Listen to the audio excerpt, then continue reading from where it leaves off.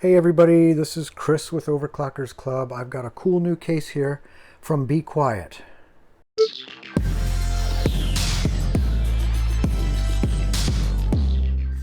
So this is the Pure Base 500 FX.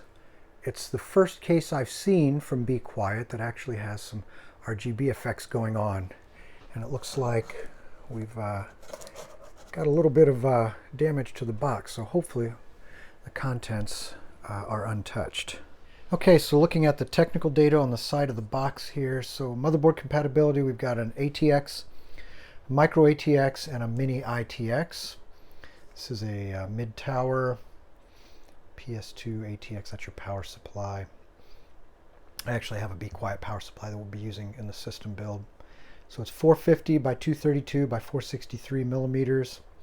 It's made out of steel, ABS plastic.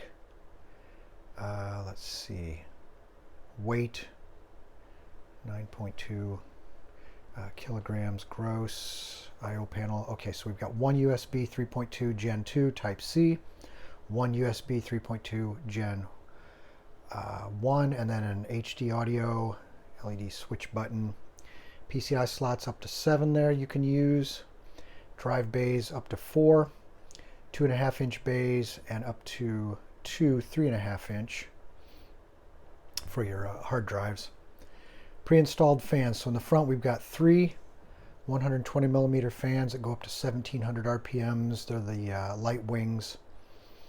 And then the rear we've got a single light wings PWM 140 millimeter fan in the back, so it will spin a little slower at 1500 RPMs.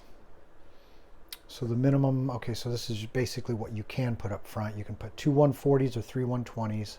The top you can put two 140s or two 120s. Optional radiators. So front we can go with a 120, 140, 240, 280, and a 360. That's pretty standard. The top we can only go up to 240, and the rear we can go to a maximum of 140 millimeters. Maximum dimensions. Now this is important for your air coolers. We've got 190 millimeters of clearance, and I'll go over that a little later. Power supply, that's not usually a problem. GPU's 369, and special features. PWM and ARGB hub, switchable multi-mode and multicolor, ARGB LED lighting, white, red, green, blue, orange, purple, rainbow, supports motherboard LED control. And let me go down just a little further. This version is black, so I'll have to see if there are any other colors that are available. Sometimes there's a white version. We'll just have to see. All right, now let's look at the back of the box. So on the back of the case, basically what they're telling you is we've got 4 of the light wings PWM fans, which we already talked about from the side panel of the box, and they're just talking about what you can do with the ARGB lighting. And again, like I said earlier, this is Be Quiet's first jump into the RGB world, which everybody else has done for quite a few years. And you know, the RGB stuff isn't for everybody. It seems to be sort of a novelty, at least for me. It's one of those things you play with, you set it up, and then after you get the initial settings down, I usually don't ever go back and fool with it after that. But you know, everybody has a different feeling about their RGB effects. So here's a nice exploded view of the case, and this is nice so you can see where all of the pieces go and how they come apart, or at least what can and can't come apart. So, you know, side panels, top, that's usually a filter panel. It looks like the front comes off so that you can access the fans. So let's see, over here it kind of goes into some details, although we got a little damage. Should be able to read through that. So it talks about the 3 light wings, fans in the front, the 140 in the back, 23.3 decibels on the fans, so they should be pretty quiet. The ARGB hub allows up to 6 ARGB components and PWM fans at the same time. So you can control your PWM signal, and that's going to be your fan speed signal, by just one PWM header of the motherboard. So it's sort of a whatever the PWM header on your motherboard is set to as far as fan speed, that'll control the remaining fans in the case. To configure the lighting mode, the internal controller using the switch of the I/O panel, as well as an LED controller, so I'll have to see what all's involved. A lot of times there's a switch on here that you can toggle through the RGB effects. High airflow intake front panel provides maximum airflow. That's good. High performance top cover for high cooling and maximum of performance. USB 3.2 Gen 2 Type C enables use of the latest hardware compatibility. Easy installation of radiators and fans in the top. Water cooling ready for up to 360, but the 360 is only for the front. Various options to install up to 4 SSDs total. 2 that can be installed prominently to view them through the window. Okay, so it looks like they're on display here in the open part of the case. Generous space for high-end graphics cards. Well, I've got some big boy graphics cards that we're going to test out in here. Some of the latest 40 series cards from NVIDIA. Tempered glass side, PSU shroud, smart cable routing, one double HDD cage, so that's for your 3.5-inch drives. Decoupled mountings reduces vibrations. There's usually like some rubber isolators. Power supply can be easily installed from the back of the case. Okay, so from what I can tell, the damage to the box, despite the fact that I could actually reach through the holes and touch the case, they didn't make it to the case. So I'm pretty sure we are going to be undamaged, which is good. Okay.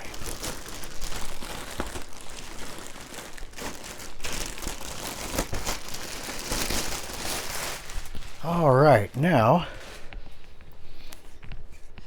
there's a manual stuck to the bottom. So there it is. Okay, so we got one side that is a steel panel, and the other side, actually, you know what? I'm going to get my little turntable. Okay, there we go. It is on the turntable. Let me zoom in just a little.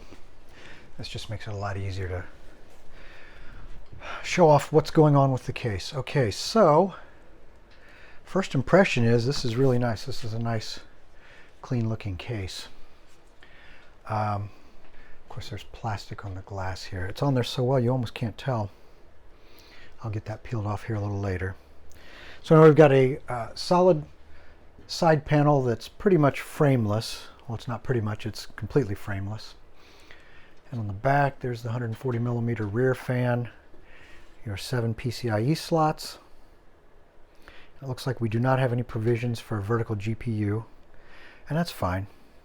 Here is your bracket for the power supply, and this is nice because it allows you to pull the power supply in and out without having to take the side panels off and get into the shrouds. Sometimes these PSU power supply shrouds come off, make it easy to get everything, and sometimes they don't. So we'll see if this one comes off or not. Let's go ahead and take this side panel off. And this has a pretty good layer of sound deadening material on the inside, you can see. And let's see, so there's your fan and RGB hub. So we've got some open slots here. So basically a fan, and these are your RGB, your 3-pin RGB connectors. The others are all populated. So I'll take a look at that in a little more detail here in just a little bit. So this appears to be a hard drive mount. Possibly one over here too. I'll have to go through the manual. I've got these side fasteners, and I like these, but I don't like them because if you get in and out of your case a lot, and I usually do, they're just a little cumbersome to have to take these all the way off. Now if you never get in your case, after you build your system, then it really doesn't matter, but I'm in and out a lot, so you got to be careful with these glass panels so that they you don't want to drop them while you're taking them off or putting them back on. So there's the inside, and it looks like this shroud is riveted in place, so this does not get removed. And we can get a better look here. So we got some rivets here, back here in the corner. So yeah, that is not meant to come out. But this panel here looks like this comes out. That should be the back of the hard drive cage over here. And sometimes these are movable. I have to check that out there. All your cable management, Velcro ties. And one thing I always look for up here in the top is if there's a nice opening there to get the power cables to the top of your motherboard. Nice top panel. So this can be removed and cleaned, held in with magnets. There's your I/O panel. So this looks like this is your RGB button. So there's your headphone jack, microphone jack, power, and we've got two USB ports right there. Now let's see how easily this front pulls off. There's your filter panel for the bottom, and that slides in and out of there pretty nicely. Sometimes these things they snap in and out so violently that you end up knocking half the dust loose that's on there, and dust goes everywhere. All right, now let's see if I can get that front panel off. Okay, usually these things are pretty stiff the first time you pull them off, so it feels like you're going to break them, but let's try. A quick jerk. There we go. Yeah, after you have them on and off a few times, they usually get a little easier.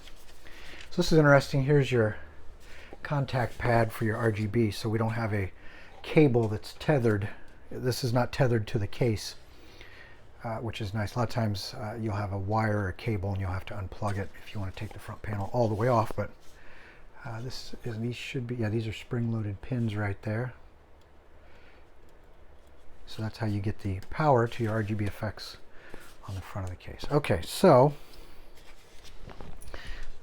here's your front filter panel. Let's see, how is that? Oh, okay.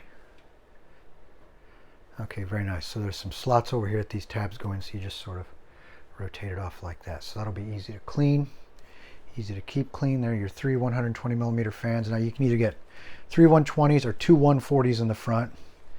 And the fans are recessed back from the front plane. So you could put your radiator in the front if you do a 360, which again, we'll see that in more detail a little bit here. And then you can put your fans behind it. I don't know, let's see. Well, no, you couldn't put your fans on the front because you get your filter panel there, so that answers that question. So let me pop this back on again. Sometimes the concerns I have are airflow through the front, but this looks like you've got a fair amount of real estate there for air to come through. And while it is a perforated mesh, sometimes these can be restrictive. You do have airflow that can come up from the bottom too. So this should just snap right on there. All right, let's look at the bottom real quick. So we've got, there's that opening right there you can see for air to get in. We got 4 rubber feet. Here's your filter panel again. Comes off for easy removal, easy cleaning. This is the area that your power supply would be drawing fresh air in from on the bottom of the case. So that looks like a pretty good area there. And let's get it back up. And there's the area I was showing earlier. You've got to be careful that you have enough room to get your power cables to the top of your motherboard. And that's not so much of a big deal when you're using a liquid cooler, but when you're using an air cooler and you get your motherboard in there and you get your cooler in there and then you realize you didn't get your cables plugged in, it's very difficult to get up to that corner. So you want to make sure you get your power cables connected to your motherboard before you put your air cooler on. And if you look at the slots here for your radiator, if you put one in the top, and that's one of the problems on a short case like this. Here you can see the slots. You'll notice everything is biased to the right or towards the glass panel side. Your motherboard's over here on this side. And they do that because as shallow as it is, you don't have a lot of room here for the thickness of a radiator and the thickness of your fans. So they slide everything this way to allow for some clearance.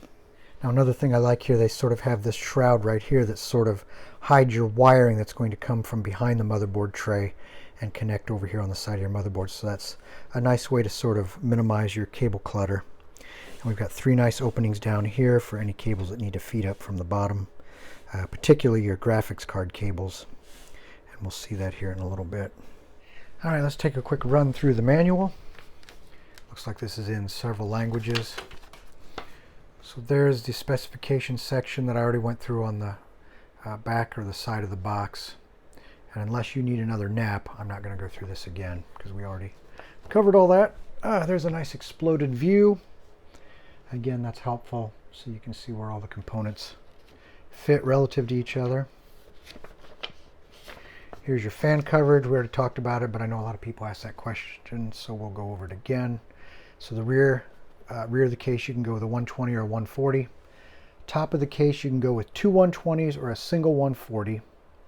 If I'm understanding that correctly, yeah, a single 140. The front, you can go with 3 120s or 2 140s. The rear, you can go with a 120 or a 140. Radiator compatibility. So the back, again, it's basically, it follows the same layout as the fan. So you got a 120 or a 140. You can do a 120 or a, it says a 240 in the top. Front, you can go 120, 140, 240, 280, or a 360. And the rear, you can go 120 or 140, yeah. So that all makes sense. And then they show you how to remove the side panel. Those are the little fasteners for the glass panel that I showed earlier when we took the panel off.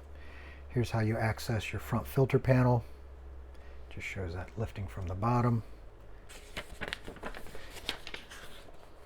And let's see, yeah, filter panel removal. So this is what I wanted to check out. Okay, so this is your SSD tray, I guess you could call it. So I'll take that out and we can look at that a little more closely. Looks like there's another panel on the back, so you can put SSDs there also. And then the hard drive cage in the bottom for your 3.5-inch drives. And usually, yeah, these can be removed altogether. If you put a radiator in the front, you need to make room for it, so you'll take your hard drive cage out. All right, so that pretty much covers the manual. Now this shows you your cable management and your RGB, how to connect that. Okay. So this area here is where you can put a couple of your solid state drives. And this little plastic piece here, actually it pops out. So we got a couple tabs here you squeeze together. I got to catch it because earlier I popped it out and it shot across the room. Okay, so you just kind of squeeze these together and this piece comes out. And what that does is if you have a couple of solid state drives in here, your data cable and your power cables that come up through here and connect to your drives, well, this covers that up, so it makes a nice clean installation, and it should just pop right back in there. Let's see. There we go.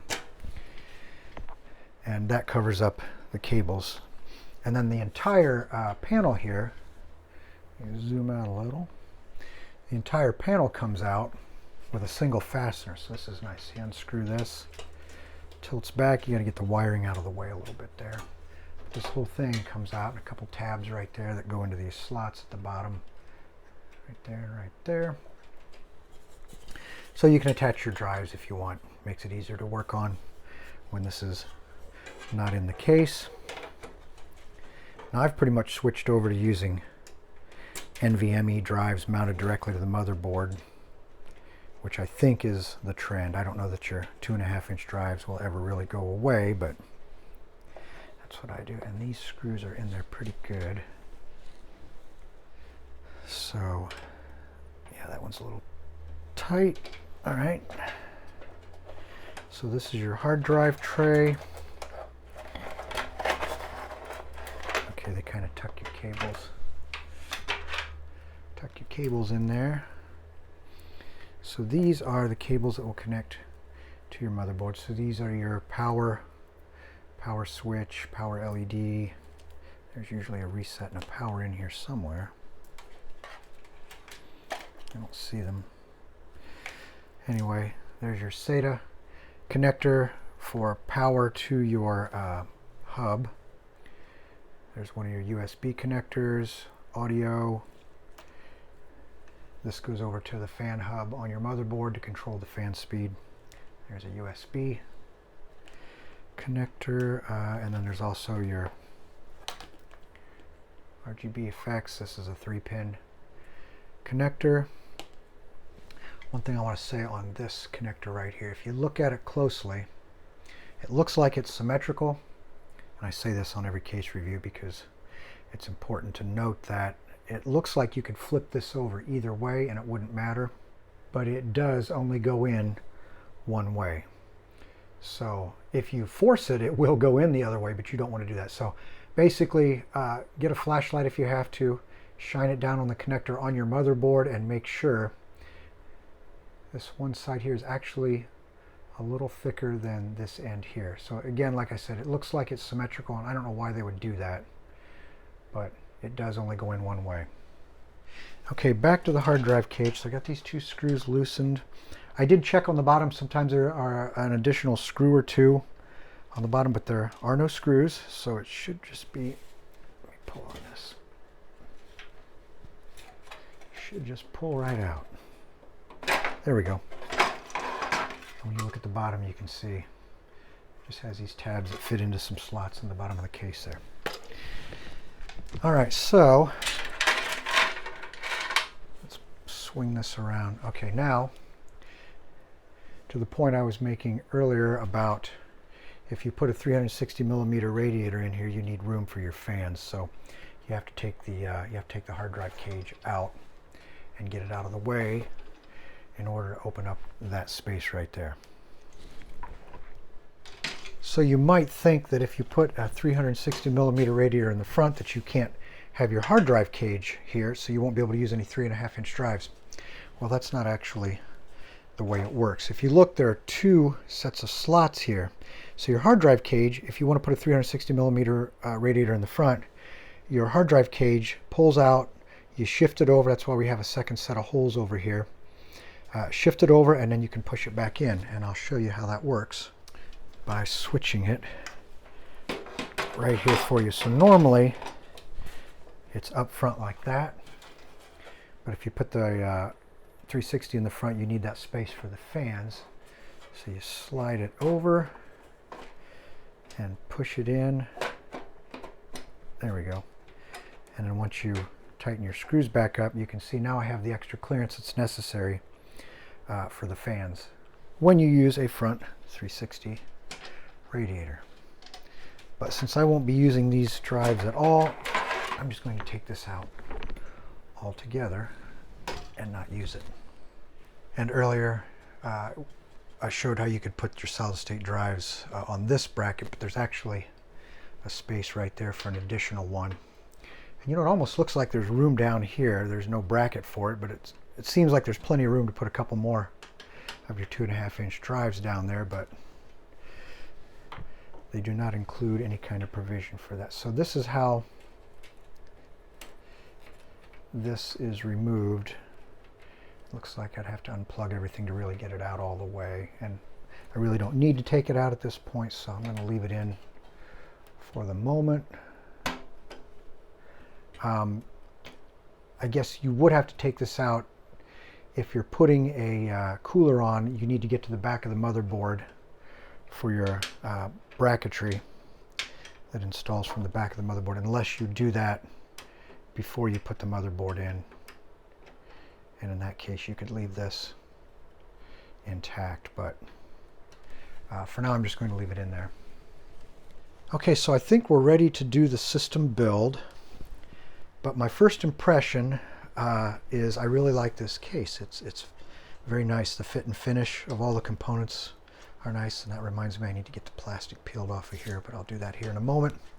But really my only, I don't know if I would call them complaints, observations maybe.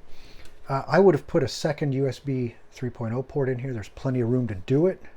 The 3.1 is fine, I like that, but I would have put at least 2 of these in there. And again, you know, they're cutting cost. And that brings me to the side panel. I'm not a big fan of the 4 fasteners at the corners. Again, just for me, because I'm in and out of my case a lot. Now, again, I know why they do it. By the time you put hinges on here or a door frame and some sort of latching mechanism, you've added a lot more cost to the case. And what they've got here works. There's nothing wrong with it, but that's just my particular feeling on it. And the power supply for the system build in this case will be the Dark Power Pro 11. It is a 1000 watt power supply, and then I've got 2 coolers. I'll actually put both of these in the case so you can see what they look like.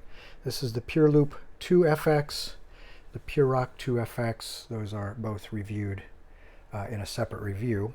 Okay, we are ready for the system build, and a few things to keep in mind when you're building your system is get all your panels removed, side panels, front panels, top panels.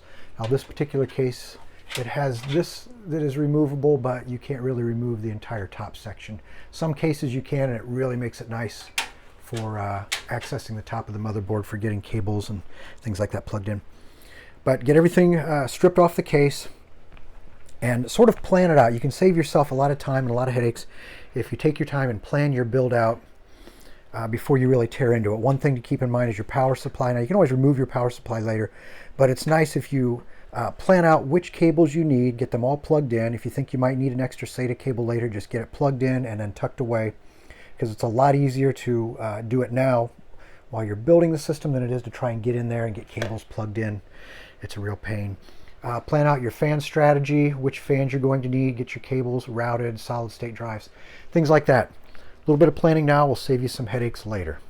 And we'll start off with the air cooler, but when I put the liquid cooler in, there's really only one place we can put it.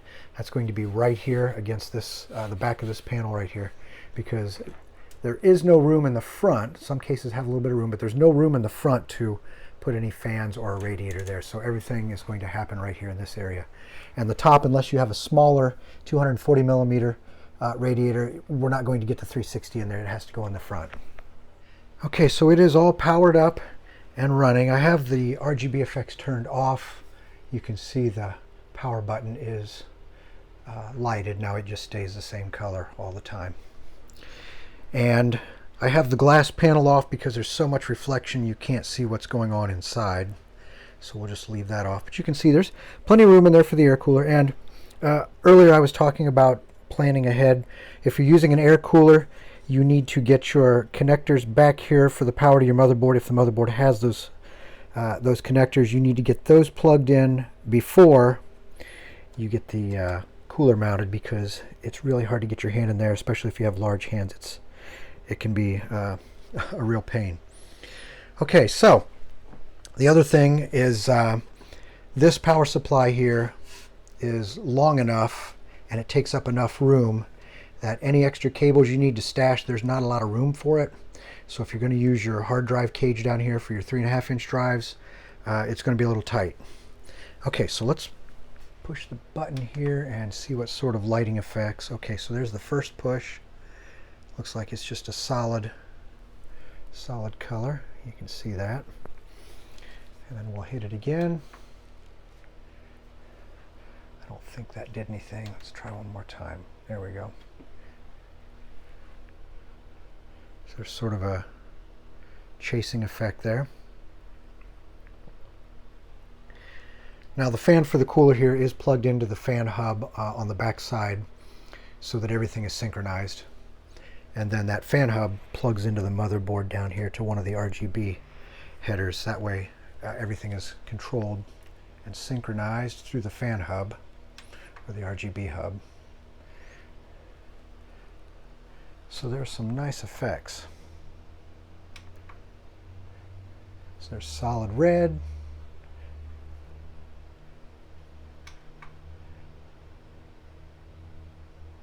Okay, that's sort of a breathing effect.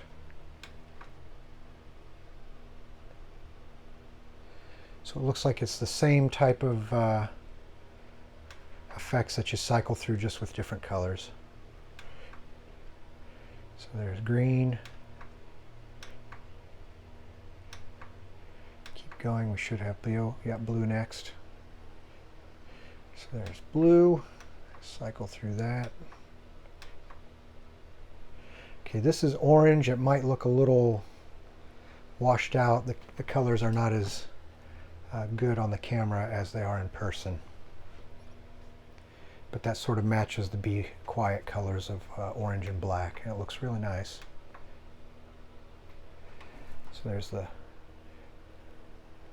effect there, and let's see, there should be, okay, that's purple.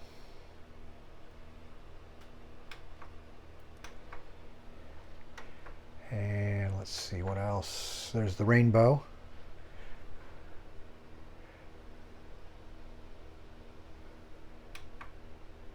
And then we're back to red. And somewhere here, okay, there's another chasing effect. It's multicolor. That's kind of nice. And then off. So if you don't want the colors or the LEDs running at all, you can just turn them off. Okay, and there's the glass panel. You can see all the reflections there. It makes it pretty much impossible to really see what's going on. So the next thing I'll do is we'll do some quick thermal testing just to see how well this case handles the heat, and then we'll switch over to the liquid cooler and give it a run. Okay, with a mild overclock and a stress test going on the CPU using the Prime 95 and then the MSI combustor to stress test the 4060 Ti GPU, we're running at about 75 C on the CPU, and the GPU we are at around, let's see, 60 C. And those numbers seem to be holding, and it's really pretty quiet. I mean, you can tell the fans are running, but if you're more than 4 or 5 feet away, you pretty much can't hear it. Now I'll go ahead and crank the overclock up, and we'll see how much of a difference that makes. Okay, with the overclock kicked up to the extreme, you can see we're at 99, and our GPU there is still just a little over 60. And the thing to keep in mind in a situation like this, and I know it's a little hard to tell, in fact, let me take the cover off. Okay, much better without the glass and all the reflections.